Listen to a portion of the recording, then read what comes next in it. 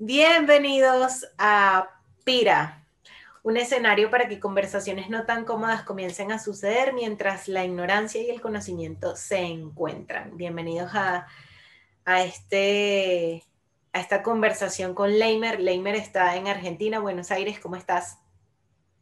Muy bien, ¿y tú, Marley? De verdad, muchas gracias por la oportunidad. Estoy muy bien y emocionada. Emocionada porque Leimer es ingeniero. Leimer Andrés Ríos Acosta es venezolano, graduado de la Universidad del Zulia en Venezuela con el título de ingeniero mecánico. Tiene 8 años de experiencia como ingeniero en diseño mecánico, 3 años como responsable de costos en la organización Quetotas y 2 años como asesor de costos y procesos para emprendimientos. Actualmente Leimer se dedica a desarrollarse como asesor en el área de costos y procesos de diferentes emprendimientos, teniendo como servicio principal la capacitación a través de las clases online y talleres orientados a dueños o encargados de proyectos en diferentes áreas. Así que, como ven, hoy vamos a estar con Celodición Ingeniero. Estoy súper emocionada porque tengo muchas preguntas que hacer. Recordemos que la dinámica de este proceso es donde yo soy la ignorante, yo soy la que no sé nada, y Leimer es el que nos va a regalar su conocimiento y todo lo que tenga para ofrecer de allí.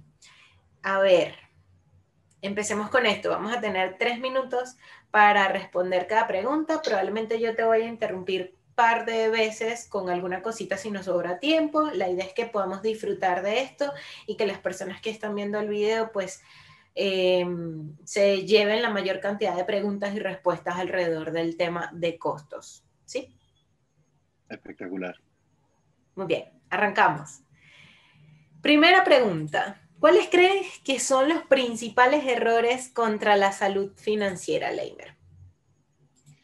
Y pensar que uno tiene que hacerse millonario en muy poco tiempo, o que todo lo que uno hace tiene que generarte dinero, ¿no? Creo que el principal error es pensar que el único recurso que vale es el dinero, pero también hay otras cosas que valen y que son importantes. Tiempo, por ejemplo, relaciones también son importantes, las relaciones humanas son muy importantes.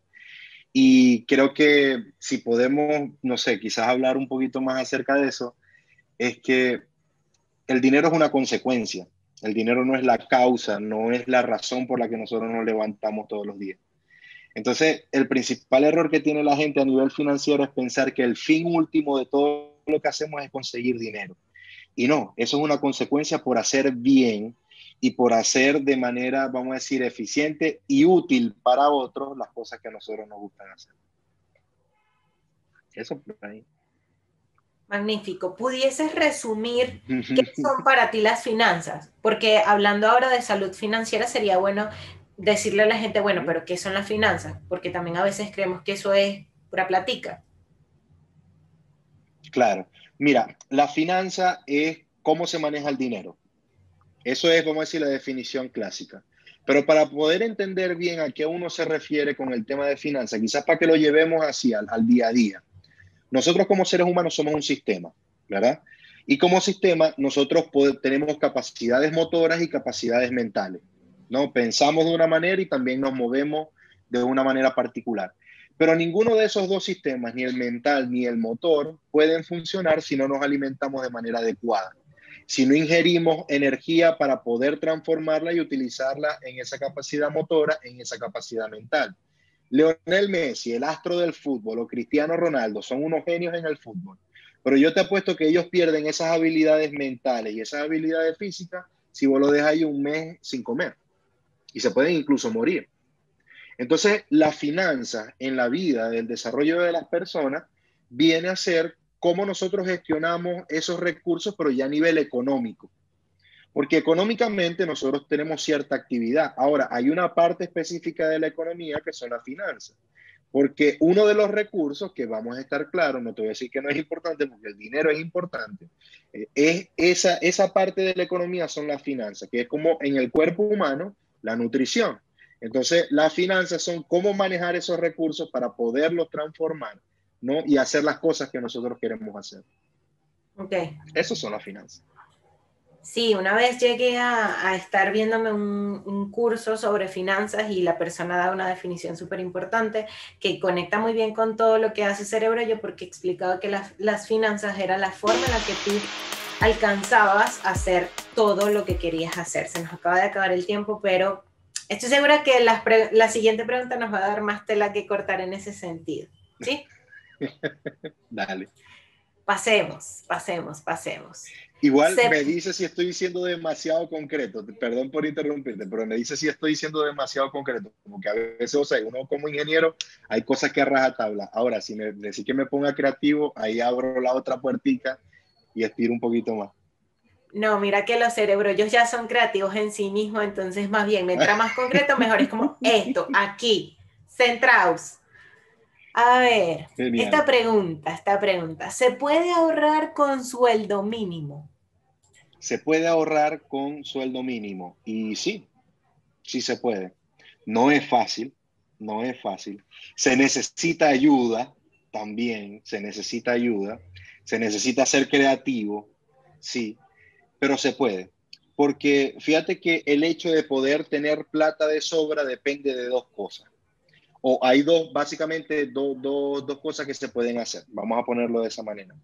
O reduzco mi consumo, ¿verdad? O aumento mi ingreso. Si nosotros estamos fijando el ingreso, ya una traba, la única opción que tengo es reducir mis costos. ¿Ok? Entonces, ahora, en el tema de reducir costos, hay dos opciones, porque no necesariamente es que vas a consumir menos cosas, sino que quizás vas a consumir de manera más inteligente, vas a tener mejores procesos para el consumo. Eso es algo que puede pasar también. Porque nosotros, y tú sabes, en la ingeniería, vamos a decir, el fetiche de los ingenieros es el tema de los procesos y la eficiencia de los procesos.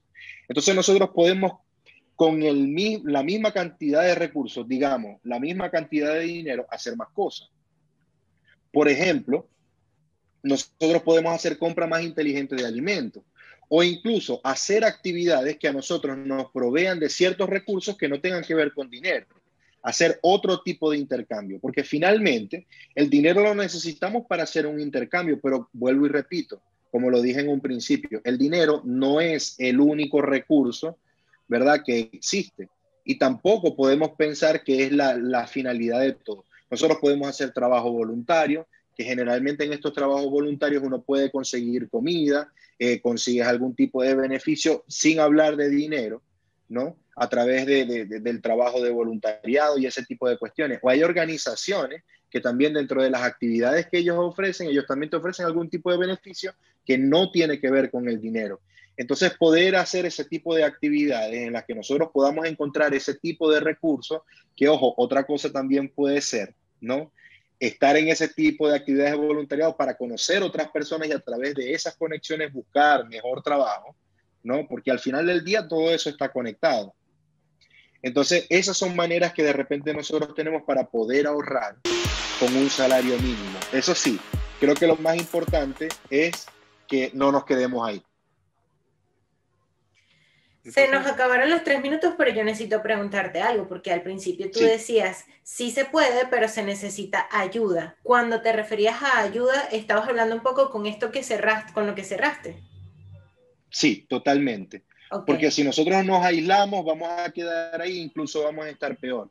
Es tratar de buscar compañía con otras personas para que a través de esa red, entre todos, podamos estar mejor. Claro, y que emocionalmente allí estamos tocando muchas cosas que tienen que ver con el orgullo, el ego o el concepto de recibir ayuda, de pedir ayuda, que puede ser muy delicado para ciertas personas que no están acostumbradas o abiertas a esa posibilidad, pero que al final de cuentas, pues es sencillamente una barrera mental que se paga caro además. Se puede pagar caro. Sí, Sí, pero ¿sabes qué es lo más lindo? ¿No? Que a veces uno cree que cuando uno permite que alguien te ayuda, tú le estás quitando algo a la otra persona. Y yo pienso que es todo lo contrario. Hay personas que necesitan, para ellos poder avanzar, ayudar a otras personas. Y un caso puntual de eso es, por ejemplo, las personas que son adictas, las personas que tienen algún tipo de adicción, algún tipo de químico, algún tipo de droga, que de hecho, una de las cosas más famosas o que son más resaltantes en este sentido es el tema de los alcohólicos anónimos, que es un programa de cierta cantidad de pasos. Y el último paso, que es el que define cuál es, vamos a decir, el éxito que puede tener o dejar de tener el proceso, porque las personas que no cumplen con ese último paso muy seguramente recaen en la adicción, es ayudar a otra persona a superar esa adicción. Entonces el hecho de que nosotros permitamos que alguien más nos ayude no es una molestia para el otro, por el contrario, puede ser salvación. Y por eso creo que también es tan importante. Sí, sí, sí, yo me reconozco mucho en tus palabras y me voy a permitir que hablemos un poquito del tema porque el tema económico siempre suele estar en muchos factores de la vida como generando un montón de ruido, sobre todo cuando estamos hablando de personas migrantes, en contextos latinoamericanos y en crisis económicas como las que abundan en este momento. Entonces, cuando llega ese proceso de quiebre económico en tu vida por X o Y razón, emocionalmente uno como que le cuesta mucho aceptar esa ayuda porque cree que puede llegar por sus propios medios a lo que sea que quiera llegar. Y capaz, eso que tú mencionas de dejarte ayudar y entender que recibir la ayuda le hace bien al otro, sea justamente el pensamiento que desbloquee la circulación de ese intercambio de energías, tanto económicas como emocionales y sociales que va a haber allí, pero que hasta que no permitamos recibirnos la ayuda, probablemente uno va a seguir como que te pueden dar la plata, pues, porque me llegó a pasar que me prestaban dinero o me daban el teléfono, pero como yo sentía que eso no era mío, yo sentía que no podía, yo sentía que no, estoy generando molestia, yo no podía realmente darle el valor a ese teléfono o realmente darle el valor a ese dinero prestado o esa ayuda brindada y aprovecharla de la mejor manera. Entonces, mentalmente hay que aprender a recibir esa ayuda porque no somos todopoderosos, así de sencillo. En algún momento vamos a necesitar ayuda y pues para Total. eso estamos los seres humanos, nos necesitamos unos a los otros. Pero bueno. No, y más allá de eso, y ya con esto vengo y cierro rapidito, tampoco es el tema que nos vamos a buscar un sugar daddy o una sugar mami, ¿no? O sea, tampoco es ese otro extremo porque ya ahí es un tema de interés. Es más bien permitir, incluso cuando uno está en una posición donde uno está favorecido y hayan personas que uno siente que tienen, no sé, económicamente menos que nosotros y nos quieran hacer llegar algo, eso también es importante poderlo recibir. Porque de esa manera nosotros también, sin ningún tipo de pretensión adicional a eso, nosotros también podemos estar ayudando. Entonces es aprender a recibir ayuda y a recibir ese tipo de detalles que a veces no tienen que ver con el dinero, porque sabemos que también pueden ayudar a esa otra persona y nos hace a nosotros como que más humildes también, ¿no? Tocando el lado extremo del ejemplo, el otro extremo. Entonces, Pero bueno, es necesario, es necesario. A sí, yo ver, creo que sí. vamos con la siguiente pregunta a ver qué nos regala. ¿Qué tipo de inversión recomiendas a un emprendimiento digital? Capacitación, conexiones, el invertir en poder conocer otras personas que hagan algo similar a ti o, mejor todavía, invertir en conocer a personas que tengan un cliente ideal parecido al tuyo. Creo que cuando uno tiene un emprendimiento, la primera cosa que define, ¿no? Si el emprendimiento va a poder crecer, si va a poder pegar, si se va a poder mantener, porque realmente ese es el éxito de un emprendimiento, mantenerse, es poder generar conexiones humanas, bien sea con los clientes, con empleados si tienen empleados, con proveedores si tienen proveedores, o incluso con la competencia. Eso como primer punto, ¿no? Y cada uno de esos señores tiene sus cuestiones, cómo nos vamos a relacionar con la competencia, cómo nos vamos a relacionar con los clientes. Entonces sería puntualmente capacitación en comunicación, en saber cómo comunicar el valor de lo que estamos ofreciendo. Ok, se perdió un poco el audio en ese último momento, entonces estabas diciendo como, eh, ¿puedes repetir rápidamente lo que dijiste, porfa? Sí, que para mí la inversión más importante es en comunicación, o sea, en cómo comunicarle a nuestro cliente para poder conectar con él. ¿Y qué tipo de comunicación? En la comunicación de cuál es el valor de nuestro producto. cuál es el verdadero valor de nuestro producto, que no tiene que ver en el producto en sí, sino más bien con el uso que pretende tener ese producto. ¿Ok? Por ejemplo, yo puntualmente vendo talleres y asesorías, pero realmente lo que yo comunico es confianza. Eso es lo que yo quiero que la gente se lleve. Ese es mi verdadero producto, la confianza. Y no confianza en mí, confianza en la persona, que las personas tengan confianza en sí mismos.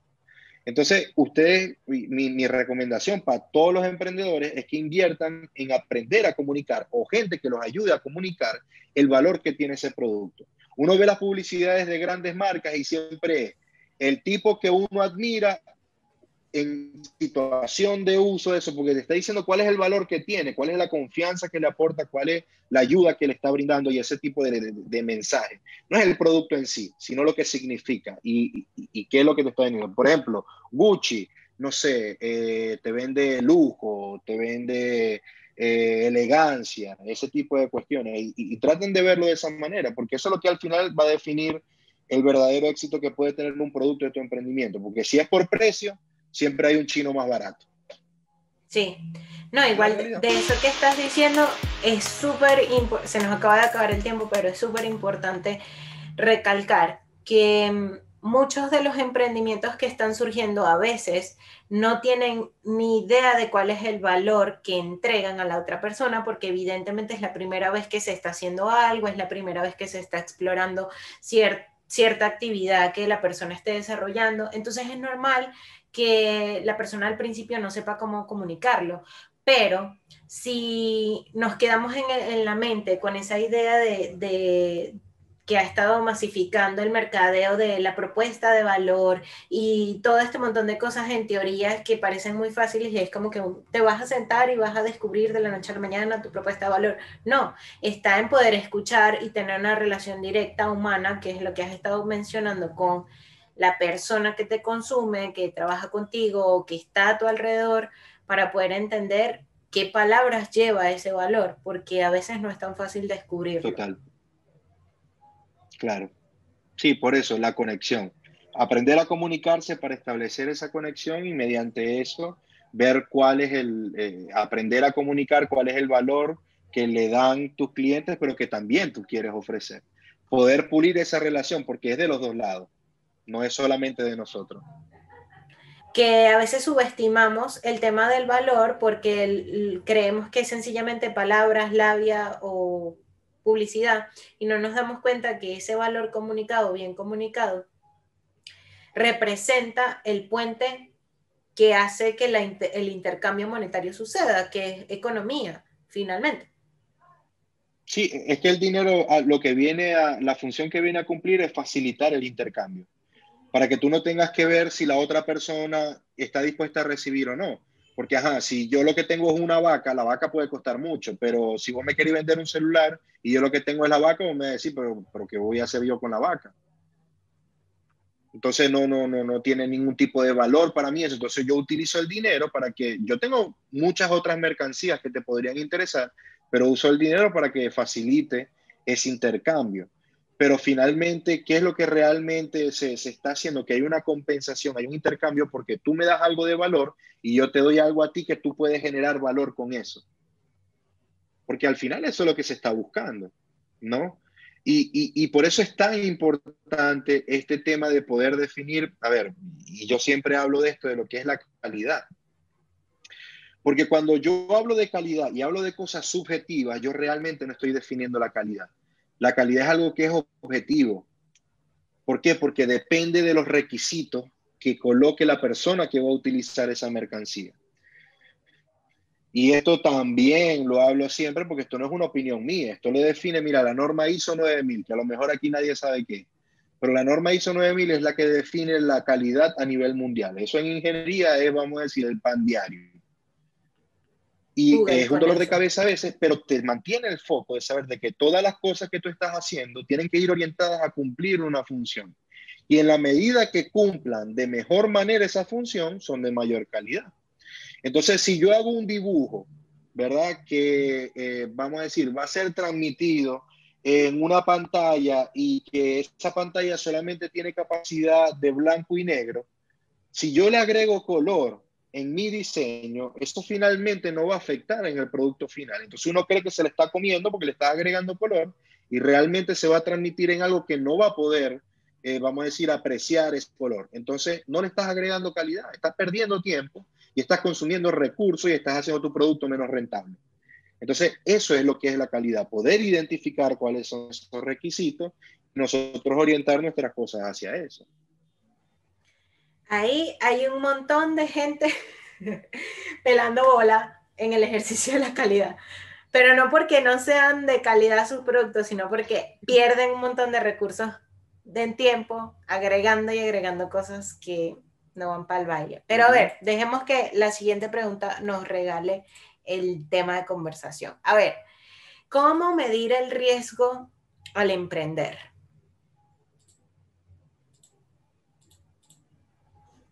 Bueno, precisamente, evaluando si mi producto es de calidad o no. Creo que esa sería una muy buena respuesta. Porque el riesgo siempre va a estar. Mira, lo único seguro que nosotros tenemos en esta vida es que un día nos vamos a morir. Yo parto de ahí. De ahí en adelante, yo tengo la posibilidad de mejorar, vamos a decir, las chances de que algo suceda. Yo tengo la potestad de poder mejorar las probabilidades de que algo suceda. ¿Y cómo hago eso? A través de la preparación. A ver, si yo voy a correr una maratón, si yo me preparo y empiezo de aquí al maratón, empiezo a correr todos los días.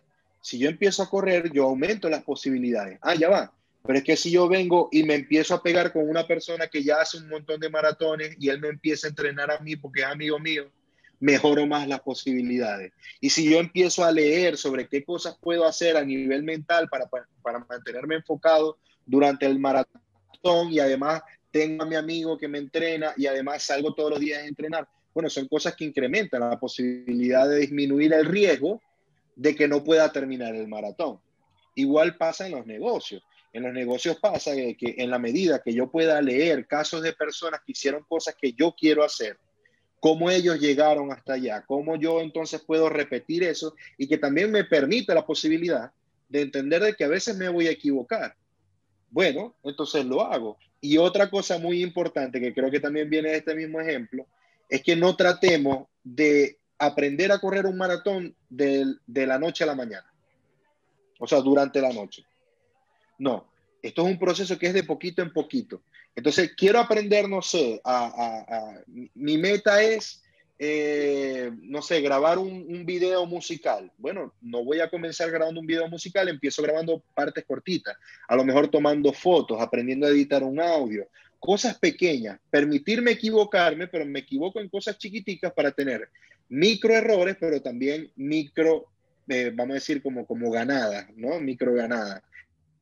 Y a partir de la sumatoria de todo ese tipo de cosas, entonces yo aprender a poder masificar todo eso en conjunto. Eso es una muy buena manera de poder disminuir error. Primero prepararme y luego empezar a ejecutar de manera paulatina, de poquito en poquito. Además, creo que la mayor parte de los creativos de esta generación sabe lo que es acumular ideas y querer correr maratones de la noche a la mañana, así que tu ejemplo queda muy práctico para Y la realidad sí, de muchos creativos. Mira, los creativos tenemos mucha experiencia con eso de acumular ideas y querer correr maratones antes de empezar a caminar. Pero vamos a ver si las otras preguntas nos terminan iluminando un poquito el camino para convencernos de que así no funciona la cosa, ¿sí? total, total.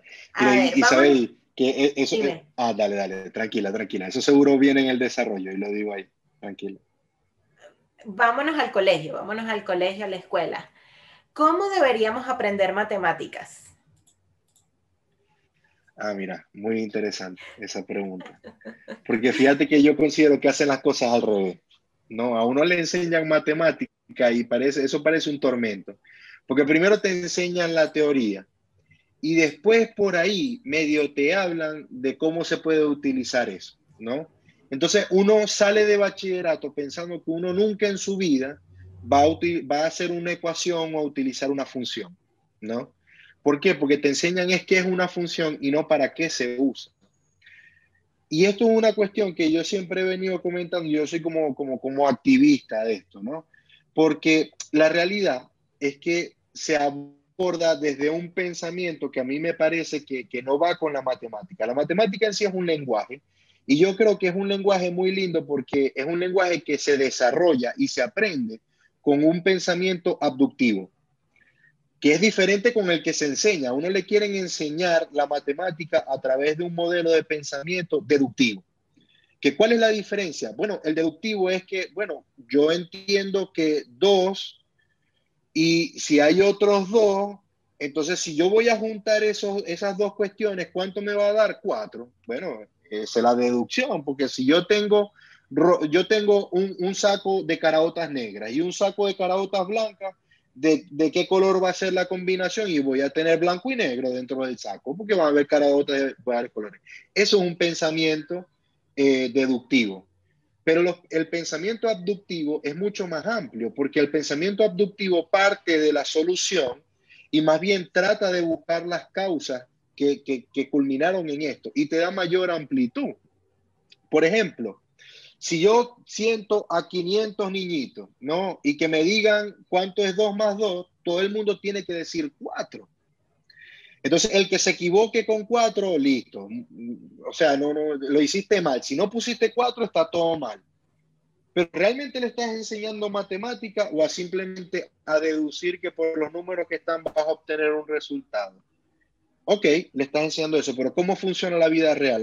La vida real funciona que yo tengo un objetivo y yo tengo que buscar una manera de alcanzar eso que yo quiero alcanzar. Y la realidad es que hay infinitas formas de poder llegar a eso. Es más, hay formas que no te van a permitir llegar, aunque pareciera que sí. Y el pensamiento matemático abductivo te permite eso, porque ¿cómo es el pensamiento abductivo? Por ejemplo, en este caso que acabo de dar con esa ecuación básica, es decir, con un resultado 4, nómbrame 5 ecuaciones que me den 4. ¿Ok? Entonces yo puedo colocar 1 más 3, 2 más 2, 0 más 4, 5 menos 1, y tan complicado como yo quiera. Yo te puedo llenar un libro, ¿no? Con una ecuación, incluyendo cuestiones como integrales, diferenciales, cualquier cantidad de matemática compleja y que dé como resultado 4. Porque depende de mí, qué es lo que yo quiero poner ahí, cómo yo lo hago. ¿Qué hace de repente una ingeniería? Uno trata de que para obtener 4, uno tenga un resultado que sea óptimo y que también sea sencillo de entender y de replicar. Pero ese modelo de pensamiento es como se debería enseñar la matemática, a través de un modelo abductivo.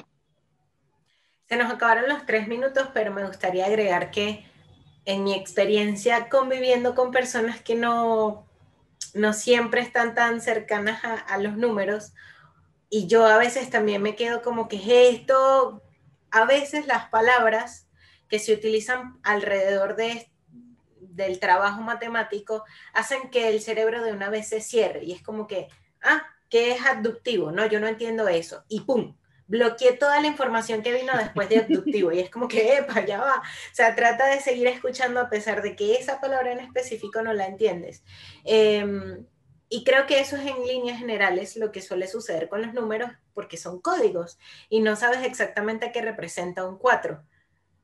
Estamos hablando de Bueno, 4, ¿qué? Cuatro en ganancia o 4 en deuda. Y eso cambia por completo la cuestión. Entonces a veces nos cerramos mucho mentalmente al tema de entender los números y en ese sentido, en mi experiencia, creo que poder independizarte, eh, hacerte cargo de tu propia vida es una prueba de fuego para poder cruzar esa barrera con los números que tiene consecuencias muy, muy graves si nos seguimos cerrando a poder aprender, pero la ganancia de traspasar eso y hacerte cargo del poder que tienes a la hora de recibir tanta plata, de entender cuánto tiempo se te va en cada cosa, de entender cómo los números construyen todo alrededor de la vida, pues es demasiado amplia, solo que tenemos mucho trabajo a nivel de educación para poder llegar a ese pensamiento abductivo que mencionas. Mira, y quizás no es tan abstracto como empezar a decir términos raros, sino que la verdadera moraleja de todo esto es que nosotros tenemos que aprender a ver problemas y con esos problemas aprender a darle soluciones a través de los números. Porque así es como realmente se creó la matemática. La matemática fue cuando unos tipos que lo que hacían era escribir números y que sabían interpretar lo que pasaba en la realidad, ¿no? Se sentaron a ver, cómo hacían las construcciones en la prehistoria, ¿ok? Antes de que se pudiera escribir, ya habían cosas construidas. ¿Y cómo hacían para hacer una esquina esos tipos? Si no tenían una regla, un medidor láser, no tenían una calculadora. Hey, los esclavos que construían, ¿qué era lo que hacían? Con los pies, los tipos decían, bueno, mira, 3 pies en este sentido y 7 pies en el otro te va a dar, y, ¿cómo es? Y 5 en el otro te da ahí el ángulo recto, y uno así, 7 pies, eso te va a dar un triángulo rectángulo, ¿no? Que ahora lo conocemos con ese nombre, pero antes la técnica era, bueno, la técnica de los pies de los esclavos, no sé cómo le habrán puesto. Pero vino un tipo, vino los que estaban con Pitágoras y dijeron, hey, mira lo que están haciendo estos tipos, ¿cómo lo podemos escribir? Porque, a ver, a mí me sale demasiado caro llévame a estos mismos 3 tipos desde aquí, desde esta punta del país hasta la otra punta. ¿Para qué? Para que se pongan ellos en filita. ¿Cómo hago para explicarle eso fácilmente a los que están aquí, pero a los que van para allá, para el otro lado? Y por eso fue que matemáticamente sacaron el tema de la trigonometría. Porque a través del uso de esa necesidad para resolver ese problema, ellos cuadraron en un lenguaje que fuese universal, que es la matemática, una manera de poder resolver ese problema y darle aplicación en otros lados. Entonces, el mayor rechazo que uno normalmente tiene con la matemática es que uno aprende la teoría, pero no aprende el uso. Entonces, siempre vas a decir, ¿cuándo la vida lo voy a utilizar? Es inútil. A ver, pero ¿qué piensas tú de que la matemática es un idioma? Yéndonos a la siguiente pregunta. Y, uh -huh. y ¿Las matemáticas son otro totalmente, idioma? Ok. sí, totalmente. A ver, es como aprender a hablar. Quizás es un idioma que es un poco más complicado porque tiene reglas que son un poco más complejas, ¿no? En cierto nivel, pero sigue siendo una manera de comunicación. Es una manera en la que yo puedo explicarle a una persona un proceso, ¿no? Y dependiendo de lo que quiera hacer, porque yo puedo decirle a una persona a través de matemática, de manera matemática, un evento, puedo describir un evento, pero también puedo describir un proceso, ¿no? Que es una sucesión de eventos. Entonces, el tema con la matemática es que es un idioma que te permite definir cosas como con mayor detalle. Yo a través de la matemática te puedo decir a ti de una manera entendible cuánto puede resistir un material. Ah, pero es que yo a través de la matemática también puedo hacer que esta imagen que yo de repente estoy proyectando a través de la luz, ¿no? Se meta en esa camarita, pase, se convierta en un montón de numeritos, se aplica una matemática dentro de eso y aparezca en otro sitio. ¿Por qué? Porque a través de esos números se interpretaron píxeles, movimiento, cambios vamos a decir, de la luz, no sé, porque realmente termina siendo eso, ¿no? Interpretando esas ondas y vienen y se transportan a otro lado. La matemática permite eso. A ver, que hay cosas que nosotros como seres humanos no podemos entender a través de la matemática. Bueno, y por eso inventamos las máquinas. Porque las máquinas pueden entender de una manera quizás más rápida procesar esa cantidad de números, ¿no? Pero al final del día termina siendo un idioma. Porque fíjense, nosotros como personas dentro de un sistema político tenemos un número, que es la identificación que nosotros tenemos. Y eso es un número que nos representa a nosotros. Y que dentro del sistema ese número hace movimientos y tiene un registro que se maneja a través de las matemáticas. Entonces, obviamente, es una manera de hablar. Y si uno es bueno con los idiomas, uno tiene que entender que uno también puede ser bueno con la matemática. Si nosotros sabemos hablar, si nos sabemos comunicar, a lo mejor podemos, de cierta manera, también comunicarnos a través de la matemática. A ver, aunque yo no sepa hablar inglés, a lo mejor yo sé que es thank you y welcome. Bueno, son dos palabras que te pueden servir muchísimo. Igual en matemática. A ver, yo sé contar plata. Sí, yo creo que ahí estás entrando a un terreno súper interesante antes de que se nos acaben los minutos, porque cuando pensamos, por ejemplo, en el típico charlero, sin ponerle nacionalidad, una persona que te agarre en la calle y te dice, o sea, quizás es una persona que se está resolviendo la vida, pero te agarra y te convence y te dice, no, pero dame acá, no sé qué, un chanchullo total, porque entiende cómo puede sacar con esos pequeños conceptos de dinero que él maneja, es decir, entendiendo qué es lo que tú necesitas, cuánta plata puedo negociar contigo, voy y vengo, resuelvo con esos números de forma exploratoria, porque estoy segura que muchas veces sale del querer mover el dinero en ese acto de hacer el chanchullo y lo logran, funciona, o sea, uno termina como que, bueno, sí, toma mi plata, dame acá, llévame rápido al bus, toma esta comisión por esto y aquello. Y creo que no es que estoy a favor de esa práctica, porque creo que también deteriora un poco la economía, pero sí pienso que si comenzamos a aplicar eso, entendiendo los pequeños números que nacen de nuestros propios trabajos, como por ejemplo, si yo tengo un producto y ese producto ya le puse un precio, ¿qué pasa si yo divido ese precio para reducirle la inversión que tiene que hacer la persona que me compra y meto a varias personas en conjunto y termino como que haciendo lo mismo, pero con otra forma de venderlo, simple y llanamente entendiendo que puedo aplicar matemática, dividir el precio total entre tantas personas, o lo mismo con el tiempo, porque el tiempo también es número. Entonces, si yo tengo un trabajo muy grande que quiero hacer, que vale mucha plata y mi cliente no lo puede pagar, o la persona que tengo a disposición en el mercado no lo puede pagar, ¿qué pasa si yo divido eso en fases y le doy oportunidades a las personas de que vayan poco a poco haciendo aportes monetarios en el tiempo? Al final estamos hablando siempre de números. Quería decir. Y fíjate que uno al final del día, ¿no? Aunque uno no sea un experto en los números de manera fina, ¿no? El tema con la matemática también pasa con todos estos procesos que nosotros aplicamos. Fíjate que vos empezaste a hablar, dividir el tiempo, y esas son cosas que nosotros entendemos. Ey, eso es lenguaje matemático. O sea, lo que pasa es que uno trata lo separa, porque cuando uno aprendió matemática, no te hablaron del uso que se le da.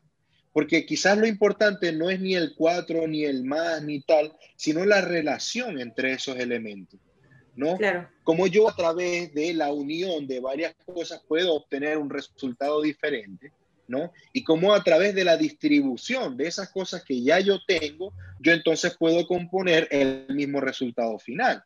Porque tú, ¿qué es lo que estás diciendo? Bueno, yo en vez de hacer tener 30 horas de trabajo a lo largo de un día, ¿no? El día tiene 24, pero a veces uno 30 horas. ¿Por qué? Porque estamos dos personas trabajando durante ese mismo día y consumimos 15 horas cada uno, porque trabajamos del vamos a decir, serían 15 cada uno, desde las 9 de la mañana hasta la medianoche, o amanecimos, qué sé yo. O sea que fueron 30 horas de trabajo efectivo en mediodía, ponerle, más o menos. Claro. Me quemé las pestañas, no tengo margen de error, está todo comprimido en el último minuto. El riesgo que yo estoy corriendo respecto a eso es grandísimo.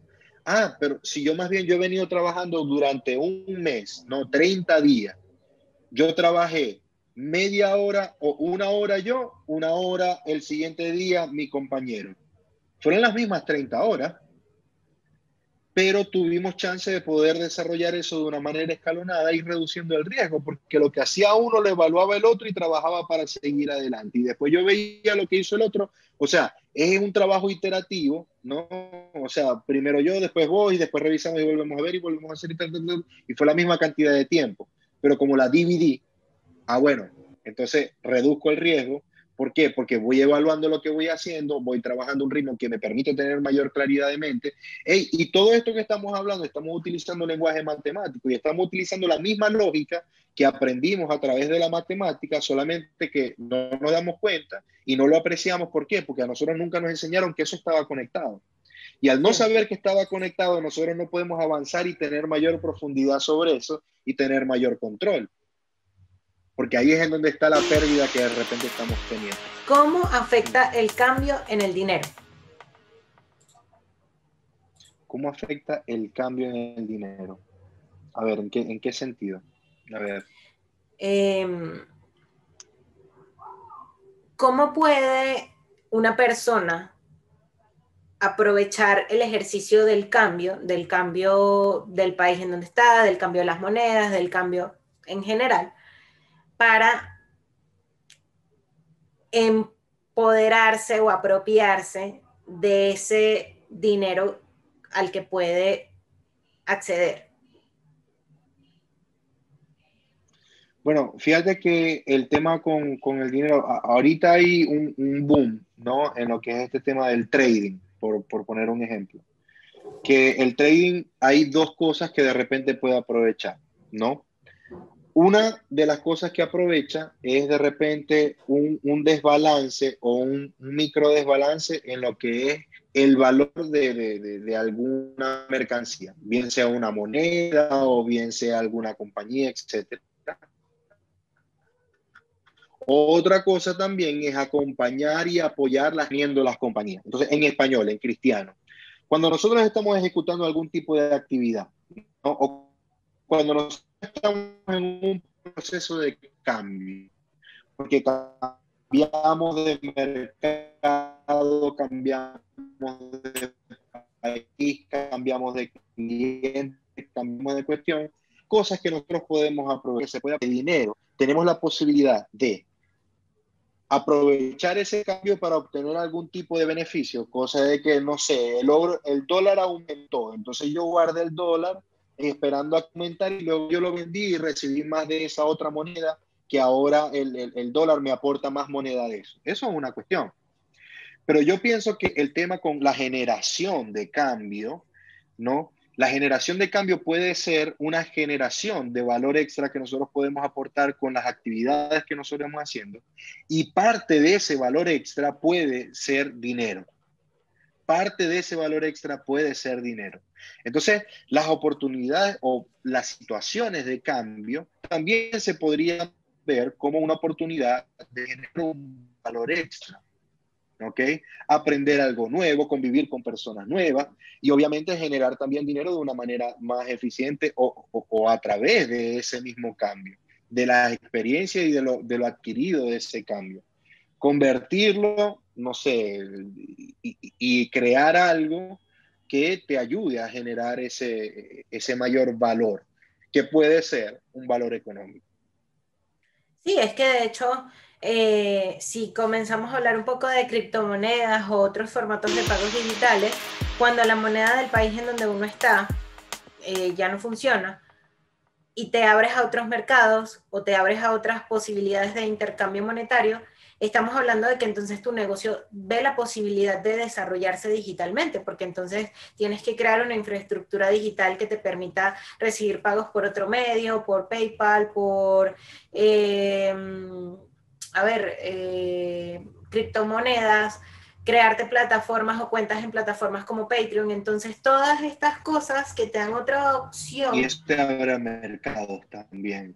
Exactamente, exactamente. Es como que te obliga el cambio que está sucediendo en la parte económica o en la parte financiera del lugar en donde estés o del ecosistema en donde estés, te obliga a crear un desarrollo que te globaliza y que, claro está que esto también tiene unas consecuencias en la forma en la que uno entonces como que deja y abandona el valor de la moneda del país o lo que sea y te adhieres a la que tenga más fuerza, pero es que creo que es inevitable, o sea, que uno se adhiera o no a la moneda, ya el proceso de devaluación de ciertas monedas está sucediendo. Y en ese sentido creo que la siguiente pregunta es súper buena porque va de en algún momento la inflación para, o sea, este concepto de la inflación que uno viene como que, ¿hasta cuándo la inflación no para, no para?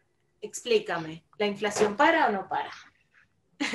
La inflación no para y no va a parar nunca, con ninguna moneda, porque la inflación es una característica, es más, en palabras del amigo Milton Friedman, que no estoy muy de acuerdo con él, pero por ahí sí lo buscan, bueno, hay mucha información de él. Milton Friedman es bueno, era un economista muy importante, o bueno, no sé si todavía está vivo, perdón, no a los miltonianos.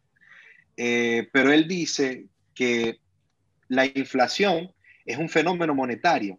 O sea, hay una moneda, esa moneda tiene inflación, porque eso es el proceso natural de las monedas de pérdida de valor respecto al tiempo. Si el tiempo pasa, la moneda empieza a valer menos. Y eso es así. ¿Por qué? Porque eso fomenta el consumo.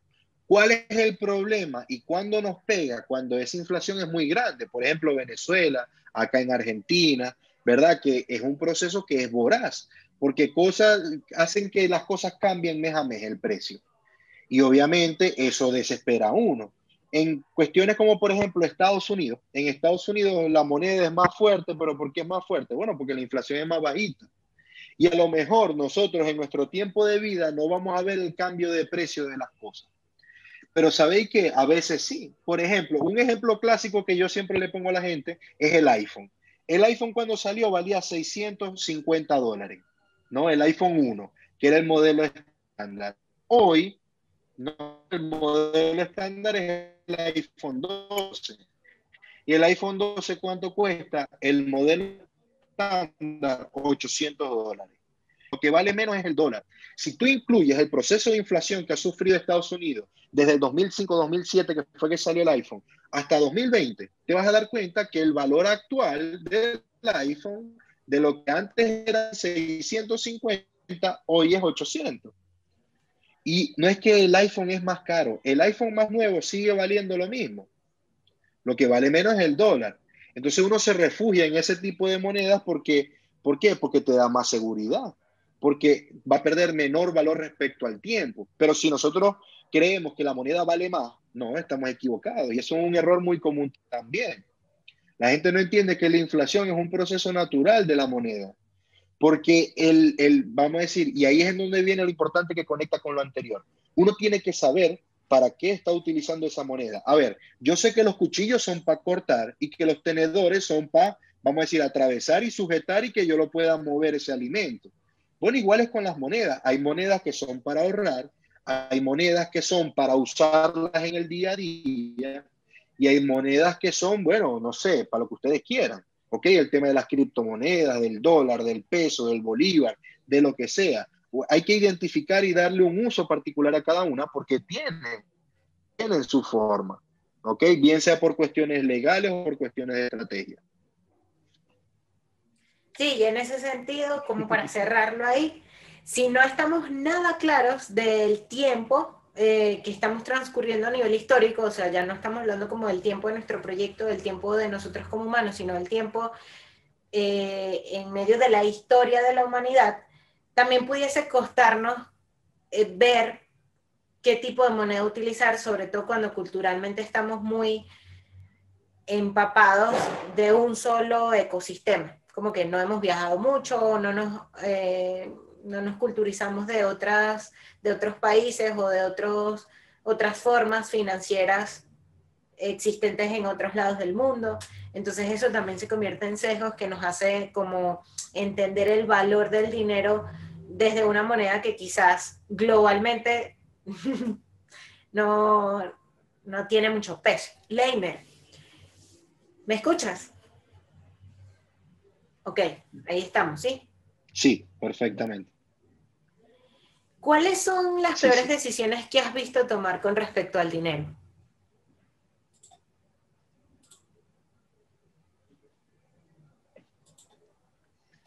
Las peores decisiones que he visto tomar respecto al dinero. Una es tomarlo como lo más valioso que tú puedes tener, como el recurso más valioso que existe. Eso creo que es un error. Pensar que el dinero es lo máximo, es la cúspide. Porque las personas que tienen ese tipo de pensamiento es porque son consumistas. El consumismo pone en el tope al dinero. ¿Por qué? Porque tener dinero es tener capacidad de consumo.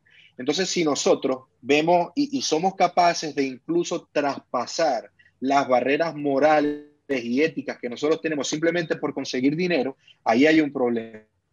Y esa es Claramente. una muy mala decisión.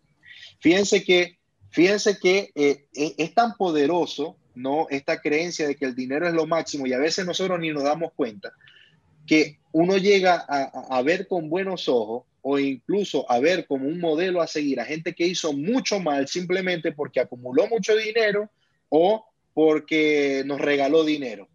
Y esto entra en temas de política. Gente que le regalan plata, no, este político es bueno porque me regala plata. Pero también incluso ejemplos como Pablo Escobar, ¿no? Que fue una persona que hizo mucho daño, le hizo daño a muchas personas a través de todas las cosas que hizo, pero mira, el tipo tiene series en Netflix, tiene películas, tiene canciones, la gente se lo tatúa, hay barrios que tienen el nombre de él, y que si uno habla mal de ese tipo en ese barrio, te descuartizan. ¿Por qué? Porque acumuló mucho dinero, entonces hay gente que dice, no, hay que ser como Pablo Escobar, la platica, mijo. O si no, porque también viene y dice, no, es que él nos ayudó, cuando nadie nos ayudó, él nos ayudó. ¿Y cómo te ayudó? Dándote plata. Ella va, pero es que la plata no es lo más importante. Simplemente porque te dio plata, tú vas a avalar que haya matado, que haya asesinado, que haya hecho todas las cosas que el tipo de repente hizo y que la organización, bajo su cargo, lo haya hecho simplemente por plata. Entonces, esa es una de las peores decisiones que puede hacer la gente, que simplemente por dinero traspasar esas barreras éticas o morales que nosotros tenemos y ver con buenos ojos barbaridades y cosas horribles. Y a partir de eso, quizás no es un ejemplo tan extremo, pero sí darse cuenta de que a veces uno por la plata, uno traiciona a compañeros, uno puede desmejorar la calidad de vida de algún cliente, ¿no? Por tema de dinero. Ella va, pero es que el recurso más importante no es el dinero. Es importante, no te voy a decir que no, pero no es tan importante. Para cuando uno tiene un negocio, hay una cosa que es más importante que el dinero, que son los capitales. Que los capitales en sí, aquí no tiene nada que ver con tema de política ni nada de eso. Los capitales son mercancías que te generan más valor. Y a veces incluso las relaciones, ¿verdad? Que uno tiene en cuestión profesional con otras personas, te pueden dar un beneficio extra. Entonces hay veces que yo prefiero perder plata pero mantener un cliente. A eso me refiero. Entonces, entender que el dinero es la consecuencia y que a lo mejor nosotros no tenemos que perseguir el dinero, sino perseguir generar capital y generar valor extra. Sí. Mucho por aprender con respecto al dinero, porque pienso que culturalmente hemos ah, aprendido un montón de conceptos alrededor del dinero que nos hacen creer que es de las cosas más valiosas y, y nada, toca hacer un trabajo bastante profundo con respecto a eso. Ahora que tocas el tema de, por ejemplo, de la calidad de vida, hablaste de la calidad de vida, no. Eh, muchas veces las personas quieren bienestar, o sea, como que quieren comenzar a manejar su bienestar con el tema de salud, con el tema de, bueno, mejorar la calidad de vida en general. Pero si es una persona que no tiene del todo estabilidad financiera o que está en una situación apenas recién saliendo de sus crisis y entendiendo cómo llegar a la estabilidad financiera, ¿qué le recomendarías tú para poner la prioridad y conseguir bienestar de una mejor manera? ¿Qué pudieses recomendarle? No sé si me supe explicar. A ver, a nivel de calidad de vida, aprender a disfrutar de cosas que no cuesten plata. No, creo que ese sería uno bueno. Pero mejorar mi salud y a través de eso también incluir mi salud financiera, ¿no? Es aprender a tener una relación más sana con el dinero y entender que es un recurso como cualquier otro, ¿no? Aprender a balancear cuáles son los recursos que yo necesito y hacer uso eficiente de eso. Porque quizás por cuestiones incluso religiosas, por el sitio de donde nosotros venimos, uno, y sobre todo las personas que tienen que ver con el catolicismo, con la religión alrededor de Cristo, ¿no? Nosotros tendemos a tener una relación deseo-culpa con el dinero. O sea, yo deseo tener más dinero, pero si tengo más dinero me siento mal porque creo que el dinero es malo o me puede hacer una mala persona. Y eso es una creencia que también siento que nace del consumismo, ¿no? Porque entonces el deseo de poder consumir más, uno cree que ese es la razón del dinero, el poder consumir. Entonces ya yo deseo tener dinero porque yo deseo, es el deseo de querer más, de la ambición. Y a mí me dijeron que la ambición es mala, ¿no? Entonces, ahí eso es un gran problema que uno tiene que tratar. ¿Y cómo se empieza a tratar? Al entender que el dinero no es eso. El dinero es como un zapato. El zapato es un recurso. Entonces, yo me voy a poner triste o me voy a poner mal por tener un zapato o porque no, yo sé que yo necesito tanta cantidad de zapatos y ya está. ¿Cuándo es un problema? Cuando yo tengo una habitación llena de zapatos que ni siquiera uso o que no tienen ningún tipo de uso o ningún tipo de valor. Porque yo puedo tener muchos zapatos, hey, pero es que yo vendo zapatos. Entonces yo lo que tengo es una fábrica con un stock grande de zapatos que yo voy a vender para que otras personas tengan zapatos y puedan caminar y tengan, no sé, símbolos que los representen, etcétera. Pero entonces creo que eso es una de las principales cuestiones, aprender a tener una relación sana con el dinero para yo poder tener mayor bienestar, porque voy a poder generar y perseguir de una manera más inteligente un bienestar emocional y eso incluye emocional y físico, ¿no? Y de vida.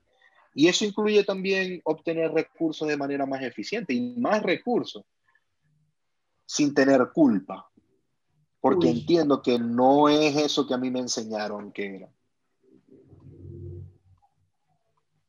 La culpa, diste en la tecla de una de las cosas que genera menos bienestar posible, la culpa, la sensación de que no merecemos la ayuda, que no merecemos el dinero, que no merecemos cobrar más, que no merecemos comernos un helado, que no merecemos comprar X cosa extra en el mercado. Sé que no todo el mundo coincide con esto porque hay personas que pues vienen de una estructura familiar, cultural y social donde no han tenido que sentir la carencia. Pero cuando venimos de la carencia y hemos tocado la carencia en un punto muy bajo, probablemente hemos normalizado la sensación de culpa con respecto al consumo o el gasto o el tener dinero.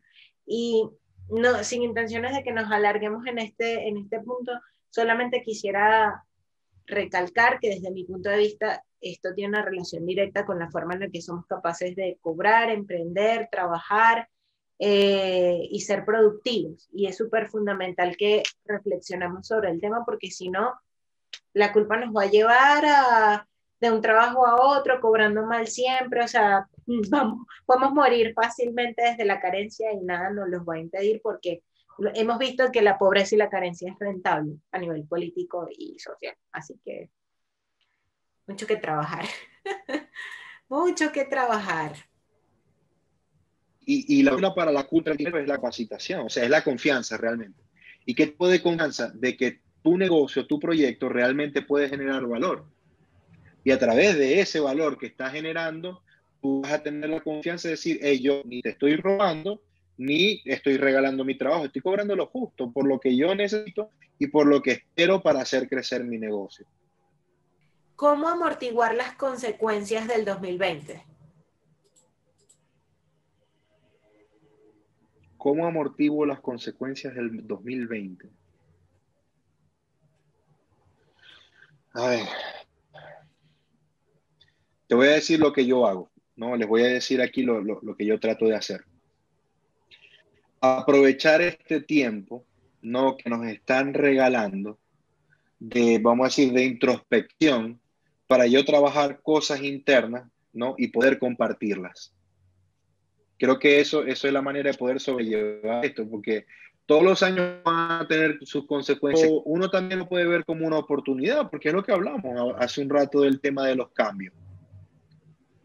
Es aprovechar ese cambio para generar un valor extra. ¿Y por dónde puedo partir? Bueno, desde la parte interna. O sea, cómo yo puedo empezar a analizar mi negocio, cómo yo puedo empezar a tener control sobre mis costos, saber cuál es la situación en la que y cómo yo podría entonces establecer un plan, ¿verdad? Para que cuando comience a recibir desde este momento, desde ya, desde ahorita, desde este momento, qué es lo que yo necesito para que realmente sea un negocio y no un hobby.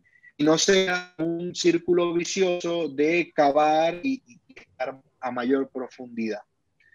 Creo que esa es la manera de utilizar lo que nos está pasando. Eso es lo que yo estoy tratando de hacer. Me analizo internamente mi negocio para yo entonces empezar a ver cuáles son las estructuras más débiles que hay dentro de mi negocio y para ver cómo las puedo fortalecer. Mi estrategia de comunicación, cómo entonces evaluar y mejorar la forma en cómo yo soy percibido hacer por mis clientes, ¿no? O por mis posibles clientes en el mercado donde estoy tratando de competir. Entonces, creo que este tiempo que uno tiene de tanta introspección, de estar tanto tiempo en casa, de estar tanto tiempo trabajando en un mismo sitio, nos da el chance a nosotros de, ¿sabes qué? De no distraerme con otras cosas y empezar a ver hacia adentro. No solamente como persona, sino también acerca de los proyectos que nosotros podamos estar desarrollando, que creo que es el objetivo de lo que estamos hablando acá. O sea, que Claro. podamos ver ese proyecto y decir, hey, ¿sabéis qué? Mira, estoy débil en esto. A lo mejor soy muy bueno a nivel operativo, animo increíble. O sea, y hago unos diseños espectaculares. A nivel de comunicación, espectacular. Y pero a nivel de finanzas, no sé si realmente lo que estoy cobrando está bien o está mal. Y te digo algo, a veces uno cree que cobrando más barato va a conseguir más clientes, pero es que también si tú cobras más barato, tú puedes generar desconfianza en ese cliente y él va a decir, no, yo no te voy a comprar vos, ¿por qué me estoy cobrando tan barato si yo sé que eso vale más? Entonces, esto ahorita, pienso que todo esto que está pasando en el 2020 es para que nosotros empecemos a ver hacia adentro y no hacia afuera. No a ver qué es lo que está haciendo fulanito y cuánto cobra, sino ver si realmente eso me funciona a mí. ¿Qué es lo que me funciona? ¿Cómo me funciona? Entonces, creo que esa es la manera más sana. Sí, es que escuchándote voy a la reflexión de que la madurez de los proyectos no tarda mucho y uno suele quedarse discursivamente hablando de que empecé un proyecto y estoy comenzando, pero es poco a poco.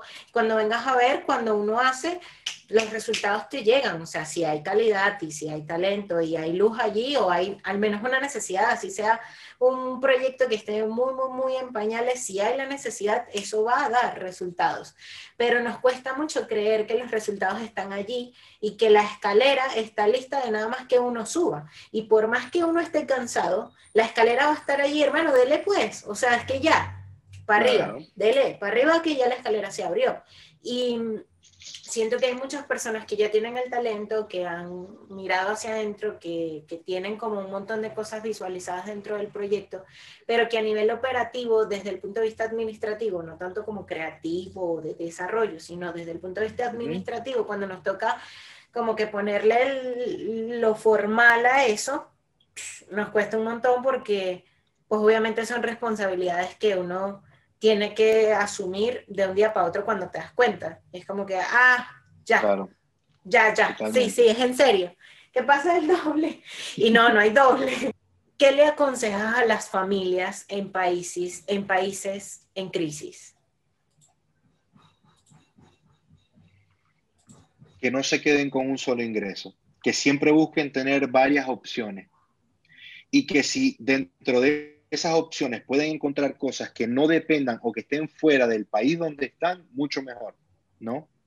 A ver, se dice fácil, pero a veces toma un poquito de imaginación, pero sobre todo toma o requiere de dejar el ego a un lado, de entender que las cosas son temporales y que mientras haya una situación de emergencia yo tengo que actuar como tal.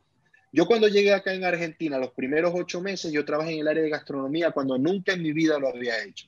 Yo fui telefonista, yo fui bachero, que así se le dice lavaplatos acá, y yo estuve dispuesto, y yo me acuerdo que yo le decía a Carlota, mi esposa, yo le decía, Carlota, es que no puedo creer que me paguen por hacer esto.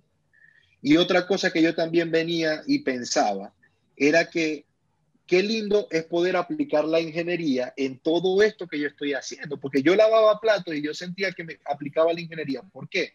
Porque mi objetivo durante todo ese periodo de tiempo era mantener mi mente enfocada en que yo quería mejorar y aproveché cada una de las oportunidades que me dio la vida para poder mejorar en eso que yo quería mejorar. Y ahí lo aplicaba. Entonces, yo lavaba platos y que buscaba la manera más eficiente de poder lavar platos. A ver, ¿cómo es? Esponja, jabón y restriego. O restriego, jabón, restriego. O ¿cómo hago? A ver, lavo y luego restriego y tal. Y uno iba cuadrando en mi mente todo este tipo de procesos para encontrar la forma más eficiente de poder lavar platos.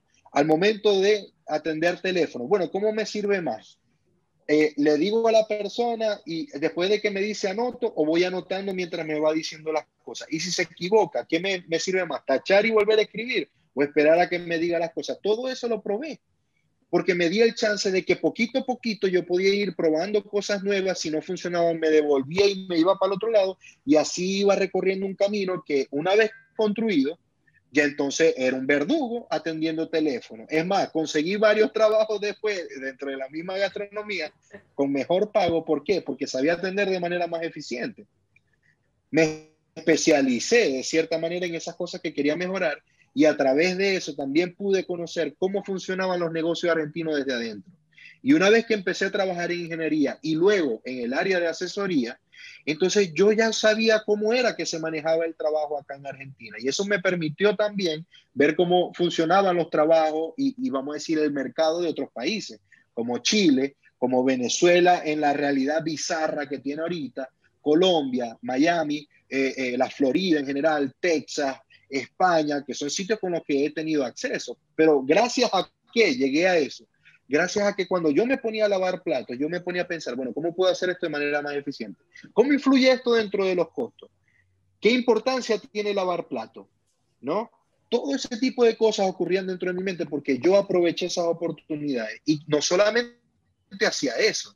A la par que yo estaba haciendo esto, yo estaba haciendo cursos por internet, porque hay millones, o sea, hay toneladas de material en internet para aprender de lo que ustedes quieran, y pago cero. Lo que requieren es tiempo. Entonces yo venía, iba para allá, aplicaba para trabajo de ingeniería y aprendía cuestiones acerca de la gestión de costos, la gestión de procesos, diseño en 3D. Y eran cosas que yo me mantenía haciendo. Hey, y a la par tenía las responsabilidades. Miren, y una cosa, y esto no es para lástima ni nada, sino para que uno sepa de que las cosas son temporales. Una época de cuando yo estaba recién llegado acá en Argentina, que mi dieta era la siguiente: un sándwich con una lonja de queso, una de jamón y un huevo frito arriba. Ese era mi desayuno. El almuerzo y la cena me los daban en el sitio donde yo trabajaba. Y de la cena eran 3 empanadas. 3 empanadas era la cena. Y las otras 2 yo. Y esa era nuestra cena. Nada, o sea, a nivel de gasto, de plata, nosotros una de las cosas que más nos gustaba del negocio de la cocina era que te daban comida y nosotros nos ahorrábamos esa plata y estábamos, pero bueno, pues al filo. No teníamos tema de ahorro como tal, no, porque la plata que sacábamos un poquito la utilizaba Carlota para estudiar en la Academia de Gastronomía. Y eso fueron cosas que nosotros hicimos y a veces nos decían locos. Mi familia a mí, bueno, el loco, Leimer. ¿Por qué? Porque él no está en Estados Unidos haciendo plato y con una camioneta 4x4, sino que está en Argentina lavando platos. Ella va, pero es que lavar platos me trajo a donde estoy ahorita. Y ahorita estoy cómodo, yo me siento feliz, me siento pleno de hacer lo que hago. ¿Por qué? Porque siento que soy útil. Pero para llegar a este punto yo tuve que hacer ese sacrificio, pero con la intención de llegar. ¿Por qué? Porque yo me levantaba todos los días a correr un poquito más, ¿verdad? Y yo busqué gente y aprendí de la gente que ya tenía negocio acá para poder correr esa maratón de la que comenzamos hablando, ¿no? Y es así, en la práctica es eso. En la práctica es eso, es entender ese proceso, que eso es la teoría, la matemática que hablamos hace un rato. Bueno, la aplicación de a poquito, la sumatoria de todas esas cosas, si yo lo hago de manera consciente y entiendo, sé que yo, ese camino que recorrí, que puede que no sea el mismo que tú, que quien sea que está viendo esto va a recorrer, pero la intención, esa lógica que nosotros estamos siguiendo, es un camino que es válido para poder llegar a ese mismo resultado, a poder disfrutar de eso que queremos hacer, a tener un control sobre la finanza que nosotros estamos buscando tener, ¿no? Dentro de nuestra vida. Pero me tengo que preparar para eso. Y lo mejor que puedo hacer es aprovechar todas las oportunidades que tenga para poder aplicar eso que quiero aplicar. Entonces, por ahí dejo ese datico, ¿no? Diste con un cierre magnífico para el tema que queríamos colocar sobre la mesa, porque agarrándome de la metáfora de lavar platos, yo soy igual. Yo lavo platos y estoy pensando en cómo la autogestión tiene relación con lavar los platos. Y trato de que todo lo que me vaya sucediendo en la vida, bueno, no está funcionando esto, cómo es un reto para mí para autogestionarme de mejor manera. Y creo que el cierre que me gustaría darle a esta conversación contigo después de esa anécdota que dejaste es que la especialidad de lo que uno hace, sobre todo cuando estamos hablando de creatividad, y en ese sentido todos somos creativos y todos podemos acceder a nuestra creatividad, viene de la práctica y del hacer. No viene no viene de los estudios, ni de la teoría, ni de... O sea, la gente te puede enseñar y te puede ayudar a iluminar el camino, pero es realmente la experiencia personal la que te regala las mayores luces de lo que hay que hacer. Y si no experimentamos ese proceso y ese camino por cuenta propia, vamos a seguir esperando que alguien nos ponga un sueldo, un precio, o nos pague un 15 y último. Y creo que ese formato de trabajo está por vencer. Y aunque no esté por vencer, porque no creo que dejen de existir esos trabajos remunerados, me refiero a que está por vencer en el sentido en el que uno quiera ser libre económicamente. Pues si queremos ser libres económicamente, tenemos que podernos explorar en esa incertidumbre que tiene el camino hacia la libertad financiera. Pero muchísimas gracias por todo el conocimiento que compartes. Esto es una invitación directa a que se vayan a la cuenta Leimer, que la vamos a dejar en la cajita de información y entre la información de este video, porque Leimer tiene un curso de costos súper valioso para cuando uno está definiendo cuánto tiene que cobrar, cuáles son las cosas que están relacionadas al precio, porque sobre todo cuando trabajamos con creatividad es difícil de entender, bueno, pero ¿cómo mido yo lo que tengo que cobrar? Pues ahí está el caballero, se los dice un ingeniero, lo pueden buscar, igual todo va a estar por aquí para que linkeen. Muchísimas gracias por dedicar tiempo e invertir tiempo a este ejercicio de escuchar el conocimiento de otras personas y de hacerse las preguntas que hemos estado manejando aquí, porque como lo dijiste hace un ratito, es de los recursos más importantes que tenemos y el que más estamos desperdiciando desde mi punto de vista. Entonces, nada, muchísimas gracias, Leimer. Nos vemos pronto, espero estar de visita en Buenos Aires. Amén, amén, amén. Que Muchas así sea. gracias. Gracias, Marley. De verdad, un gustazo haber estado acá contigo. Nos vemos en la internet antes de que nos podamos ver en un abrazo real. Así es. Así es. Adiós.